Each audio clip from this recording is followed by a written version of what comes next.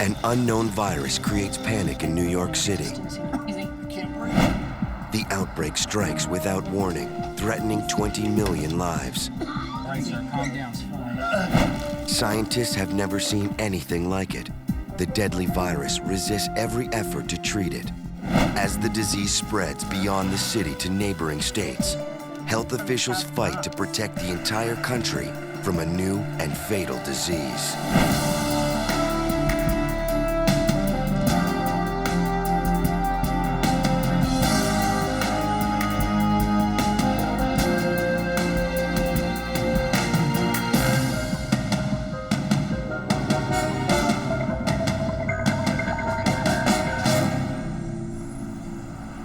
Some of the names in this program have been changed. In the summer of 1999, a mysterious virus first appeared in Queens, New York, a bustling community just a few miles from the concrete and skyscrapers of Manhattan. On August 12th, paramedics arrived at Flushing Hospital Medical Center with a 60-year-old man. Bill Turner was dehydrated and had a high fever. He was barely conscious. Turner had taken a few days off from work because he felt like he had the flu. Now, he was too weak to move. Turner's wife, Lily, was frantic. Emergency physicians had no way of knowing they were dealing with a virus that had never been seen in the Western Hemisphere. Let's go ahead and give him a 500cc bolus of normal saline, and let's get those antibiotics running. Let's go draw some blood cultures as well. 500. Doctors ordered IV fluids to stabilize Turner and counter his dehydration. Based on the symptoms, the attending physician thought it looked like a case of pneumonia. He reassured Lily Turner. With fluids, rest, and antibiotic treatment, he anticipated a quick recovery. But within hours, Turner became disoriented. He was gasping for breath. He didn't recognize his own wife. Nurse! Turner became agitated. He had to be transferred to the intensive care unit. In the ICU, Bill Turner developed a frightening new symptom. Lab tests look pretty good, but He could no longer move his arms or legs. let us go ahead and take care of it. Lily Turner tried to remain calm as doctors explained her husband's worsening condition. With Bill's muscle weakness and his disorientation, they believed an infection was causing the dangerous swelling in his brain. The director of infectious diseases, Dr. Deborah Asnis, was paged by the ER. She was alarmed by Turner's rapid decline. I was concerned that someone that's 60 years old, who's a highly functioning individual, goes to work and is very active, could be so debilitated without a good answer. Well, the initial lab tests look okay. His chest X-ray is clear. We're really not really sure. Dr. Asnis thought Turner might have encephalitis, an inflammation of the brain. Yeah, what? To find the cause of the inflammation, doctors performed a spinal tap. When looking for problems that affect the brain, spinal fluid is an important diagnostic tool. Turner's spinal fluid contained unusually high levels of protein in white blood cells, evidence that he had contracted a viral infection. Doctors were now certain Bill Turner had viral encephalitis. There was nothing they could do to fight the virus. They could only fight the symptoms. Asnis prescribed steroids to reduce the swelling in his brain and hoped his body would fight off the infection. But one of his symptoms didn't make sense. I was concerned because I had not seen such severe muscle weakness with encephalitis. Bill Turner now needed a respirator to breathe. In her many years of practice, Asnes had never seen anything like it. No one had. A page pulled her back to the ER. Days after the first case, Harold Marsh of Queens had suffered a massive heart attack. He was revived at the scene by paramedics.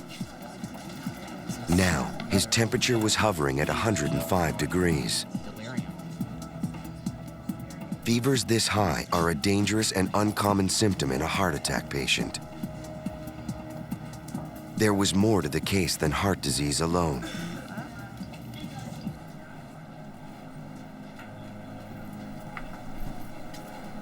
Dr. Asnes? Hi. The lab results on Harold Marsh were surprising. In addition to the heart attack, he had somehow contracted viral encephalitis. 2 encephalitis patients in the same week worried Dr. Asnes.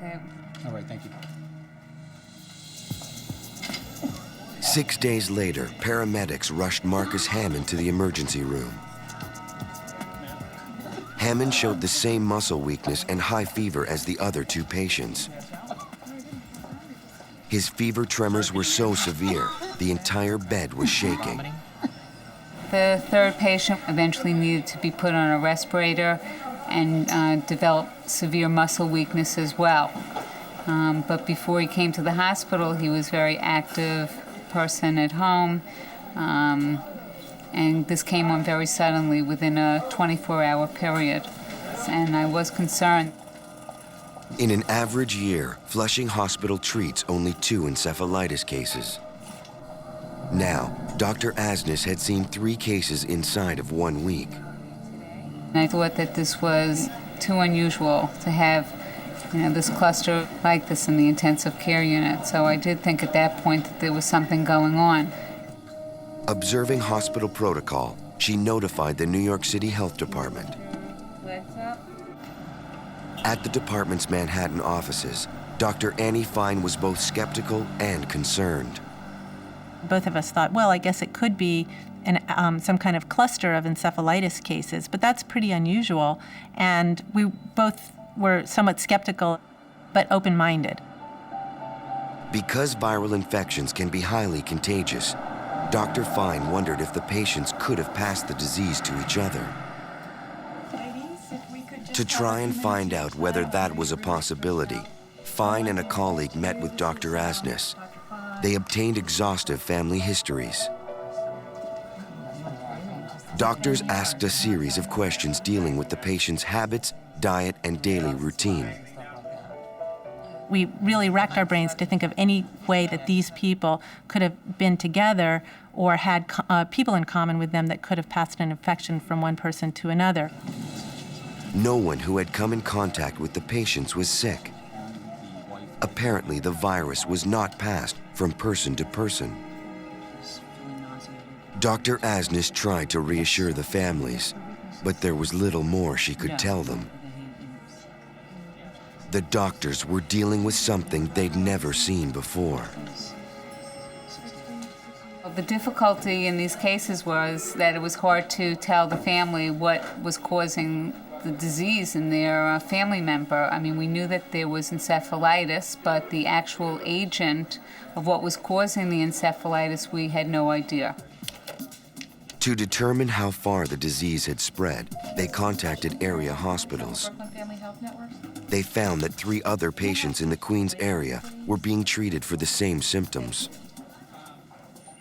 Our level of concern by the end of the day was much, much higher than it had been at the beginning of the day. I think both having additional cases and also having found that we felt these cases really had certain very striking similarities really increased our level of concern that we had in some kind of cluster or outbreak on our hands.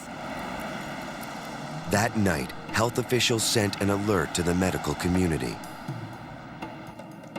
Dr. Fine instructed area hospitals to report all cases of encephalitis to the Department of Health. Normally in New York City, we do hear about cases of encephalitis. They get reported to the health department, but prior to 1999, the number of cases reported per year in the city was 8 to 12 in a city of 8 million people. And here we were in a small community in northern Queens with possibly 6 cases at the same time. So you can see that that would be something really rather dramatic. All of the patients lived in a small neighborhood in Queens.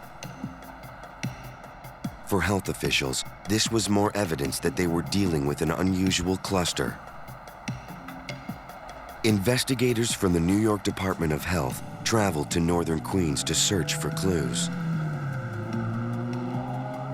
Dr. Dennis Nash, an epidemic intelligence officer with the Centers for Disease Control and Prevention, is assigned to New York City.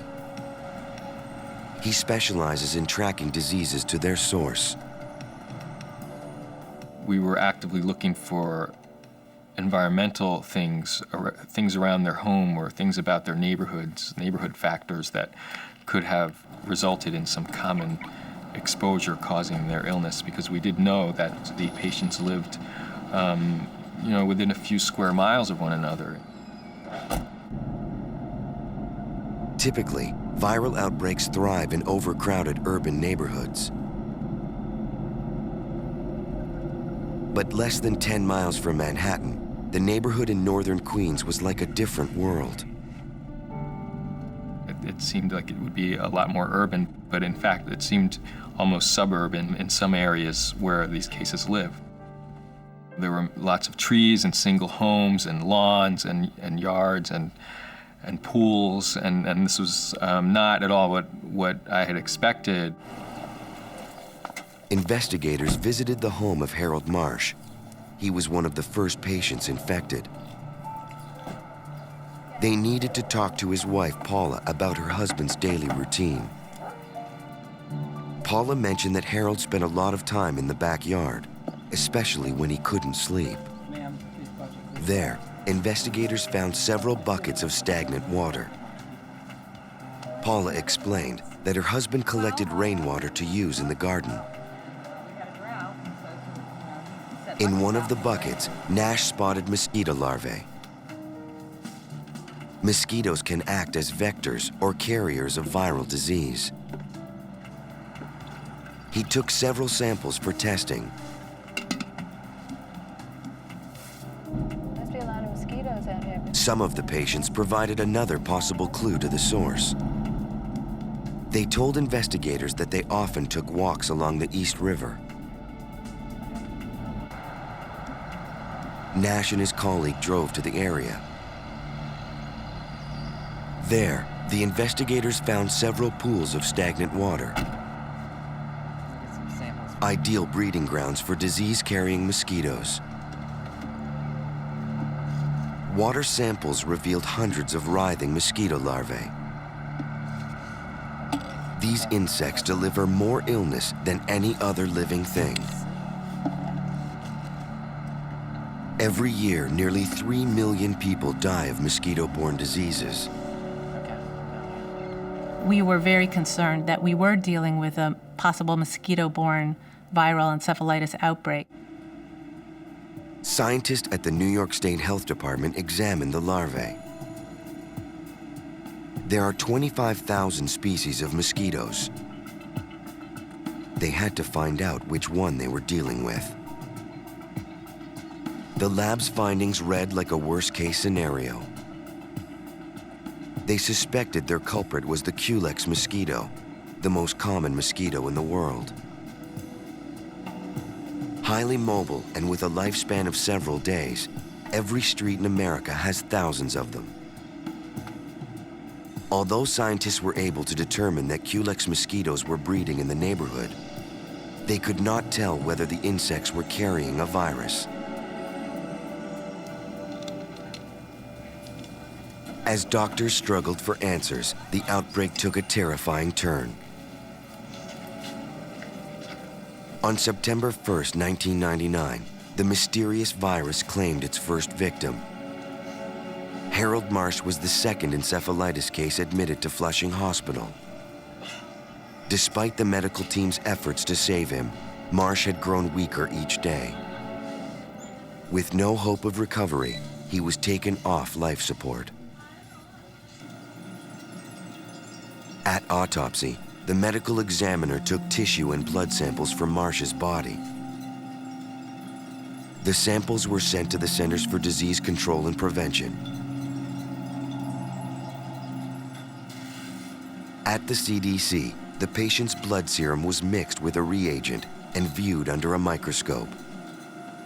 Although the tests were not conclusive, all indications pointed to St. Louis encephalitis, an infection spread exclusively by mosquitoes.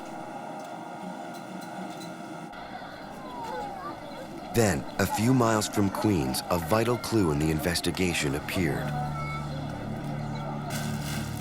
Workers at the Bronx Zoo discovered dead crows. The birds were taken to veterinary pathologist Dr. Tracy McNamara at the zoo's lab. Here I am at the zoo dealing with encephalitic crows and encephalitic zoo birds, and I was like, whoa, I wonder if there could potentially be a link between what's going on in the bird kingdom and what's going on in the patients. If the deaths were linked, she reasoned, the human outbreak could not be St. Louis encephalitis. According to everything that had ever been published, birds are part of a cycle where they may be able to infect mosquitoes, but generally these viruses don't kill the birds. They don't cause disease in the birds. Dr. McNamara was alarmed by the wave of bird deaths. She knew that crows have strong immune systems. They are normally resistant to disease. To find out why these birds died, she launched her own investigation.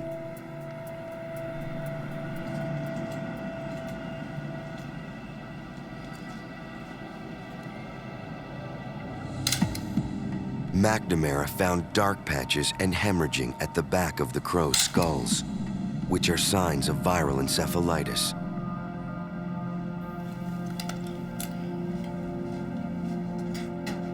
She prepared tissue samples from the birds. McNamara sent them to the Centers for Disease Control and Prevention. In order to link the birds with the human encephalitis cases, health officials would need the resources of a sophisticated lab. I was certain this was a viral problem, and I knew it wasn't something I had seen in all my years of experience. It was pretty scary. At the CDC, the samples went to the head of the diagnostic laboratory, Dr. Robert Lanciotti. With this unusual finding, he decided to test the bird samples and the blood samples from the human victims. We were assuming that this was St. Louis encephalitis, so we did a variety of tests looking for 4 or 5 different viruses at the same time, and the result we got was very unusual. We found that the virus did not react with any of our St. Louis tests at all. Lanciotti entered his test results into an internet database. The search compared the genetic code of the mystery virus to every known virus in the world. Within seconds, he had a match. I was shocked. In fact, I repeated the search over and over again, thinking that maybe this was some kind of computer error, because it was the most shocking thing that I could have imagined. Dr. Lanciotti needed to get the word out fast. The virus was being passed by infected birds to mosquitoes, which were then passing it on to humans. And birds could spread the disease much faster and much farther than mosquitoes alone. Lanciotti realized millions of people could be at risk of contracting West Nile virus. In the late summer of 1999, the Centers for Disease Control and Prevention had identified the strange new mosquito-borne virus in New York as the West Nile virus. Mosquitoes usually transmit viruses by feeding on an infected host, such as a bird or a rodent. When they bite humans, they spread the disease. Days after the virus first appeared, another resident of Queens was rushed to the emergency room. blood cultures times 2. Doctors suspected Todd Connolly was also suffering from swelling in his brain. Start on IV of normal saline and 500 cc chest x-ray and an EKG. He struggled violently as doctors and nurses tried to restrain him.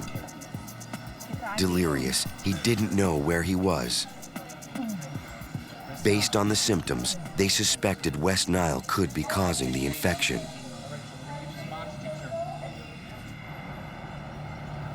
West Nile is endemic to Africa, Eastern Europe, parts of Asia, and the Middle East. Somehow, the virus made its way across the ocean and into New York City. There's really 3 possibilities that most people consider for how West Nile virus got into the United States.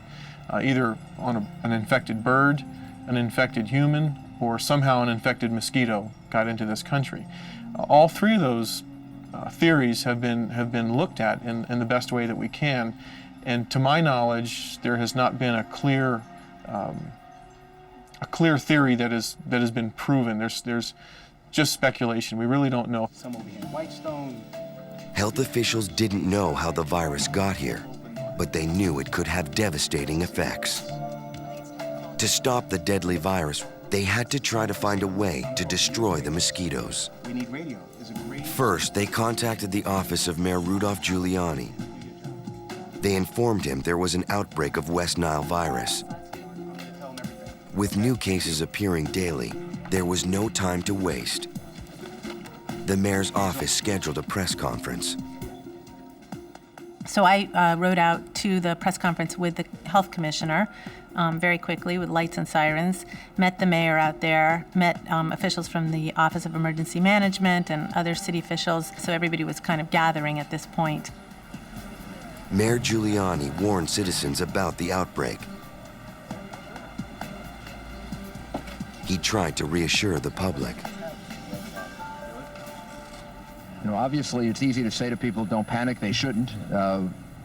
We'll do everything that we can to try to wipe out the mosquito population, deal with and treat the people who may be bitten and may be affected by it.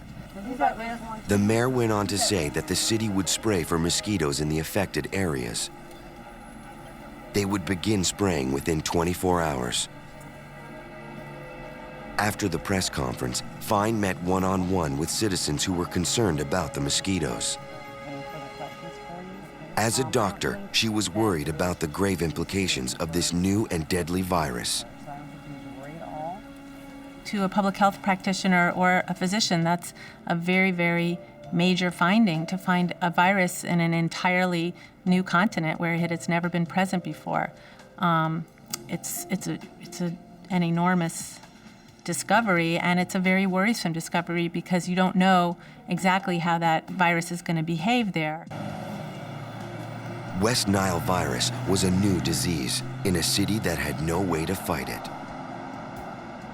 There hadn't been an outbreak due to a mosquito-borne virus in a very long time.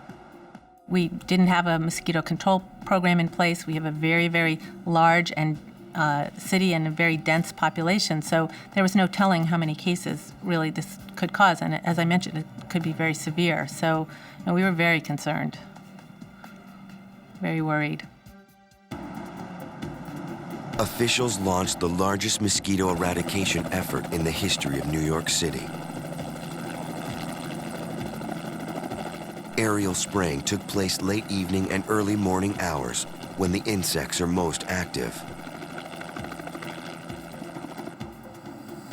Workers sprayed pesticides throughout the city to kill adult mosquitoes. They also targeted breeding grounds to stop the insects from reproducing.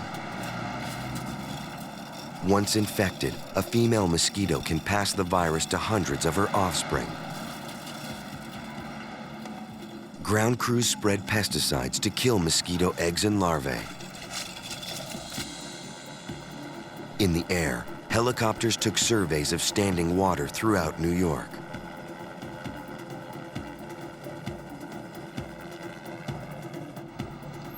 Health workers went door to door warning residents to get rid of standing water.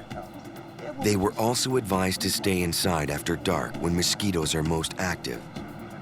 And if they had to venture out, to use insect repellent and wear long sleeves and pants. The health department set up a 24-hour hotline where concerned citizens could turn for answers. Calls flooded in. Many callers had questions about pesticides and mosquito control. Hundreds of New Yorkers called to report finding dead crows in their yards. Dr. Fine suspected the dead crows were an ominous sign. I was worried about it because I thought this outbreak is actually much bigger than what we were thinking. In late September, the virus crossed state lines. In Greenwich, Connecticut, a dead crow was found near a golf course. The bird was delivered to the Connecticut Agricultural Experiment Station. You say when it died? Dr. Theodore Andreadis contacted a veterinary pathologist to examine the bird and determine the cause of death. Andreadis instructed his team to set up mosquito traps where the dead bird was found.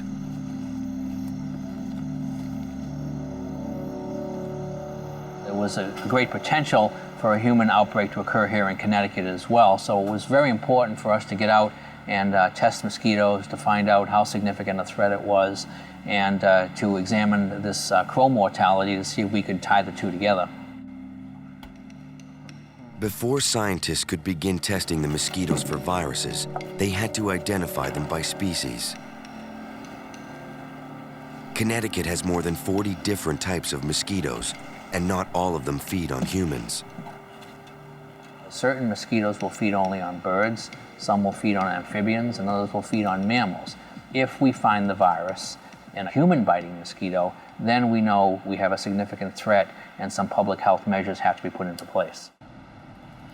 After the mosquitoes were sorted, scientists tested them for viruses. The painstaking process would tell them if any of the insects were carrying some type of virus. The samples were placed in vials of liquid and agitated to break up the mosquito's mass.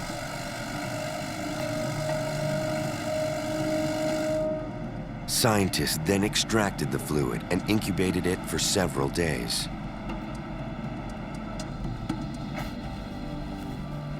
If a virus was present, the liquid would appear cloudy. In this case, there was no doubt about the results.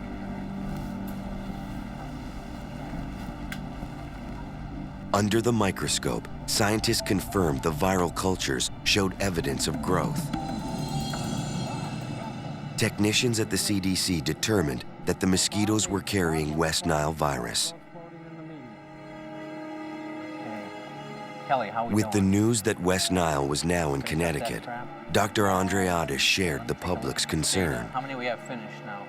Well, I think it's the general fear that, you know, you're out and enjoying yourself and all of a sudden you could get bitten by a mosquito, this tiny little mosquito that could be carrying a deadly virus.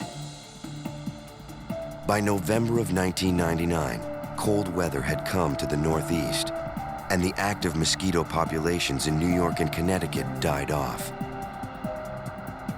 But under the snow, millions of eggs were lying in wait.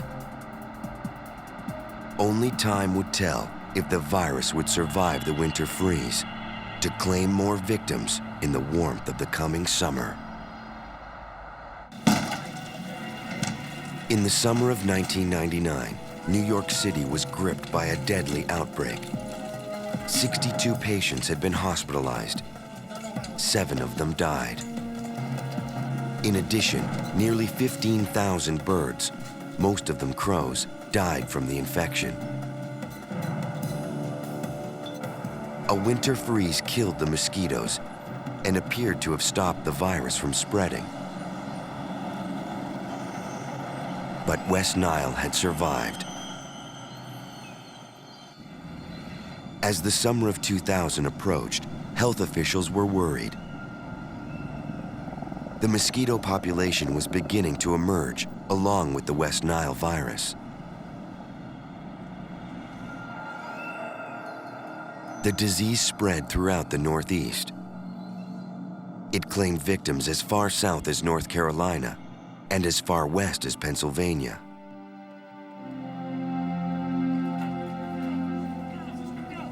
Elderly patients were most at risk, as well as patients with weakened immune systems. As the summer of 2000 wore on, the death toll climbed. The virus showed no signs of stopping. Over the next 2 years, West Nile had spread to nearly 30 states. Louisiana was hit hardest. Warm temperatures and abundant waterways made it the ideal breeding ground for disease-carrying mosquitoes. In Baton Rouge, Judy Simmons' mother was the first victim of West Nile virus. It's a very bad way to die. Judy Simmons was with her mother during the final moments. I called both of my children. I didn't tell my grandchildren that their grandmother was dying. I just said, you need to tell, your grandmother that you love her, and you'll talk to her soon. And she died. 80 people were infected in Louisiana. The governor called a state of emergency. On oxygen, feeding tube, she couldn't eat. It's horrible. Louisiana spent millions of dollars to track the outbreak and get rid of the mosquitoes. But no amount of spraying can wipe out the mosquito population, according to Randy Vaith, a biologist with the East Baton Rouge Parish Mosquito Control. You're not going to be able to completely control the mosquito populations. You can educate people to where they are not going to be exposed to the mosquitoes carrying it, and you can reduce those populations down significantly, but you're still going to have some mosquitoes and you're going to have some humans bitten. Health officials were fighting a losing battle. 2 years into the outbreak, birds and mosquitoes had spread the West Nile virus further south and west. By midsummer 2002, the West Nile virus had infected hundreds of new victims and claimed dozens of lives.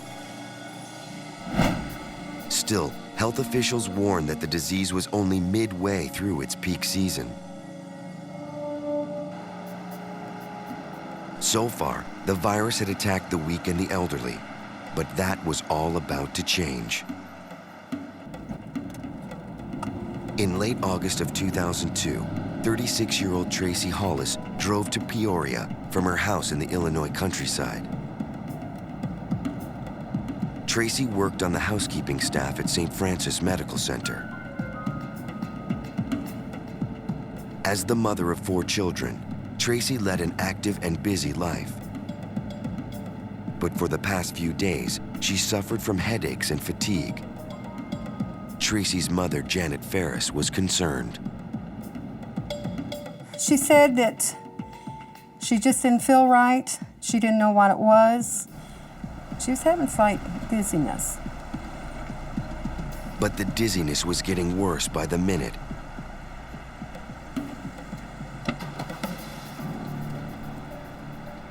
As she headed inside, her legs gave out. She managed to pick herself up, and she went a little further, hanging on to cars and stop signs and things like that. And she collapsed the second time. Tracy couldn't understand what was happening to her. Her legs felt shaky. Hi, can I help you? She made her way to the hospital's emergency room. Teresa, can you grab that wheelchair, please? What's going on today? Nurses in the ER took Tracy to an exam room and paged the emergency physician. Here you go. Dr. Paul Matthews examined Tracy that morning. Tracy had symptoms consistent with a flu-like illness. She had fever, headache, body aches, some generalized fatigue and weakness, and she also had some cramping in her lower legs. Although Tracy was weak and disoriented, she was able to communicate her symptoms to the doctor. She also had a fever of 104.5. She had a headache, she had a stiff neck, and she also had some weakness in her legs. In fact, she had trouble walking and trouble maintaining her balance. Dr. Matthews believed Tracy's symptoms were consistent with encephalitis and meningitis, an inflammation of the lining around the brain. The West Nile virus can cause these conditions. But West Nile doesn't usually strike someone so young. And Tracy had developed a very troubling symptom. She was suffering with severe paralysis. Her polio-like symptoms had never previously been associated with West Nile virus. Doctors were not certain of a diagnosis. They feared that if the paralysis intensified, Tracy might not survive. Doctors in Peoria, Illinois, frantically looked for answers to diagnose the illness that threatened the life of 36-year-old Tracy Hollis. They believed she had West Nile virus, but were waiting for test results to confirm. Her severe paralysis puzzled doctors. They had never seen anything like it. Dr. Matthews ordered a battery of additional tests, including a spinal tap and MRI, or magnetic resonance imaging. They hoped the MRI would allow them to better see the cause of her debilitating paralysis. Using radio waves, the machine performs a scan of the brain. It allows doctors to see a two-dimensional model of the tissue in the brain and detect swelling, blood flow, and any abnormal growths. The test confirmed the swelling in Tracy's brain. She had meningitis, but that didn't identify the source of her paralysis. Dr. David Slagle, chief of infectious disease at the hospital, was called in to consult on Tracy's case. He suspected her fever and the meningitis were caused by the West Nile virus.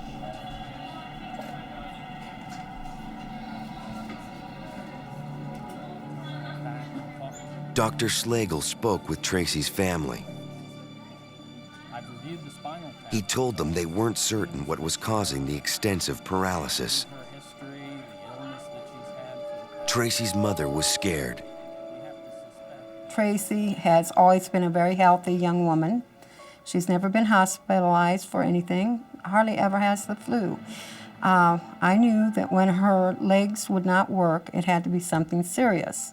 Of course, I was thinking the worst. I did not know what it was. I was thinking, multiple sclerosis or maybe a stroke, something to that effect. Samples of Tracy's spinal fluid were shipped to the state lab for testing. The lab test would take several days.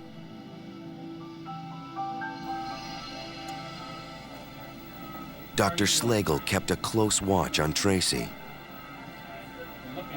He wanted to make sure she didn't have any other complications as a result of her illness. Several days later, Tracy's test came back. Doctors now had confirmation. Tracy had West Nile virus, but the cause of her paralysis was still a mystery. The unusual feature of Tracy's infection was the weakness in her legs. The fact that she is younger than most of the patients we see with symptomatic West Nile virus infection was also concerning. Tracy's family stayed by her side. There was little the staff could do for her beyond supporting her with intravenous fluids and nutrition. She was in and out of sleep. She'd drift in and out. She didn't say much. She was very quiet. I was very frightened. Hi, Tracy. Over the following week, her family became hopeful that Tracy's life was no longer in danger. Tracy's body began to win the battle against West Nile. Her fever dropped and the swelling in her brain tissue subsided. But partial paralysis in her legs remained. The virus had attacked the nerves in her spinal column, leaving extensive damage. 2 agonizing weeks after her illness first started, Tracy was finally well enough to go home. But the question of her paralysis remained unsettled. We couldn't tell her how quickly it would get better. We couldn't tell her to what extent she might have some residual leg weakness after the infection was resolved. These are uncertainties in regards to an infection that's new in this country that we simply can't tell at this point in time what the ultimate prognosis for many patients will be. When Tracy came home from the hospital, she needed help from her mother and the rest of her family. Everyday chores were difficult. I'm just not the same person as I was before this happened. I move a lot slower, and it takes me about 5 minutes to go down my steps, just because I take one step and rest and take another and rest again. And there's pain in my leg after I'm done walking that far, so I have to sit down and rest. Over several months, Tracy has worked hard to regain her mobility. Her mother has watched the toll the illness has taken on Tracy and her family. Tracy was very active with her children before this happened. Any night of the week, you would see her out walking with her children or having them over to the local park, playing with them. They camped a lot, but she's unable to do these things anymore, and the children miss that part of their life, I'm sure of it. Throughout her ordeal, Tracy has tried to remain positive. When something like this happens, you sit back and you think of all the things you do have instead of always think about the things you don't have. And you tend to appreciate the tiny things, like just walking outside in the fresh air. I mean, I almost had that taken away. It's pretty scary.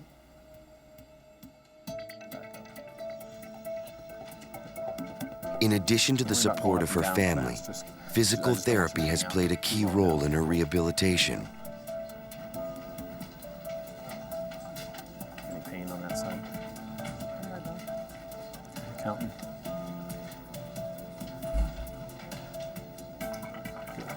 The therapy wears me out because it's working the leg muscles, and my leg just isn't the same as it was before this happened. The doctors believe that I will have 100% usage of my leg, but it's just going to take a lot of work and time on my part. I'd like to be out walking with my children a year from now and doing the same thing I was doing before this happened. As Tracy works to regain her life one step at a time, the West Nile virus races on. The news that West Nile can cause paralysis is a terrifying development. Doctors struggle to understand this disease as it evolves. There seems to be little they can do to stop it. By the end of the summer of 2002, it was on the move again. Spread by mosquitoes, West Nile virus first appeared in the United States in a small community in Queens, New York in the summer of 1999. Within 3 years, every state east of the Rockies was battling the deadly virus. West Nile moved like wildfire across the country. By the end of the summer of 2002, West Nile reached California. experts believe that in time, the virus will reach every state in the U.S. and eventually spread throughout the Western Hemisphere. Its effects will be far-reaching, according to the CDC's Dr. Robert Lanciotti. West Nile virus has drastically changed the public health infrastructure in this country, and I've seen incredible changes. Prior to 1999, there were only a limited number of state public health labs that had extensive testing for mosquito and tick-borne viruses. The CDC has mounted an enormous effort to diagnose and combat the disease. Early detection is important, and since 1999, state health labs have been trained by the CDC to increase their testing of infectious disease. They're able to test for West Nile, so they don't have to wait for samples to be collected and shipped to us to do their testing. They can test right in their own jurisdiction and learn very early on if there's West Nile. But scientists can't test everyone coming into the country. Every day, thousands of airplanes carry hundreds of thousands of passengers in and out of the United States, making it easier to transport disease. We need to be really on the lookout and alert for new diseases, unexpected diseases, things that happen in one place that may not have happened or even been reported in another place, like, for example, bird deaths. West Nile has affected over 100 species of birds. The future of many more remains uncertain.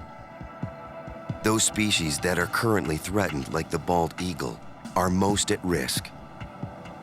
We don't know what impact it'll have on bird populations. Perhaps over time, birds will build up some immunity and we won't see these large die-offs. But I think in the short term, we're going to see this continue.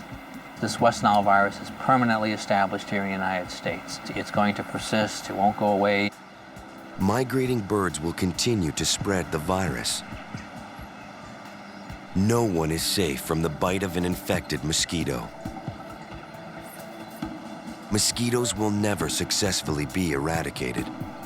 There are millions in every backyard in America. For now, there is no cure or vaccine to fight the disease. The best defense is precaution and prevention against the mosquitoes that carry West Nile. Across the country, states are working to control the mosquito populations to keep residents safe. We will always have a risk of an outbreak. We will always have a risk that this virus could cause an outbreak, especially in urban areas.